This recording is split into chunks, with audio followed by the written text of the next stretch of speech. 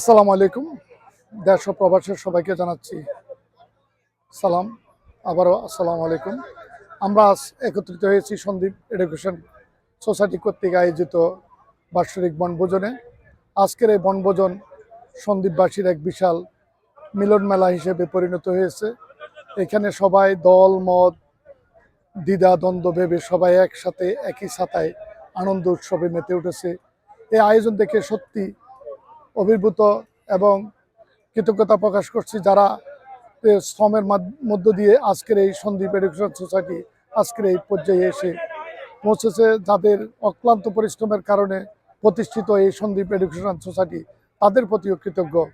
আমাদের এই education society অনেক শিক্ষামূলক কাজ করে থাকেন, সন্দীপ ভিত্তিক একটি সংগঠন, আর সেটার ফান্ডিংয়ের জন্যই এই বাৎসরিক পিকনিকের আয়োজন।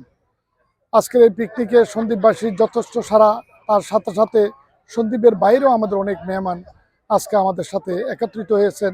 আমরা যদিও প্রবাসে থাকি, প্রবাসে আমরা সন্দীপের নামেই সংগঠন, সন্দীপের নামেই ব্যানার, কিন্তু তবু আমরা মনে করি প্রবাসে আমরা সবাই এক, সবাই বাংলাদেশি, সবাই একসাথে কাঁধে কাঁধ মিলিয়ে সুখে দুঃখে এই আনন্দ উদযাপন করতে পেরে সবার প্রতি কৃতজ্ঞ। আজকে এখানে আসার জন্য, এই সুন্দর পরিবেশ উপভোগ করার জন্য। ভবিষ্যতে আপনার সন্দীপ এডুকেশনের ডাকে সবাই সাড়া দিয়ে আসবেন এবং আনন্দ উপভোগ করবেন, সবার মধ্যে বিলিয়ে দিবেন এডুকেশনের এই আলোয়, যেন সবাই আলোকিত হতে পারে, সেটাই প্রত্যাশা সবার কাছে। আসসালামু আলাইকুম।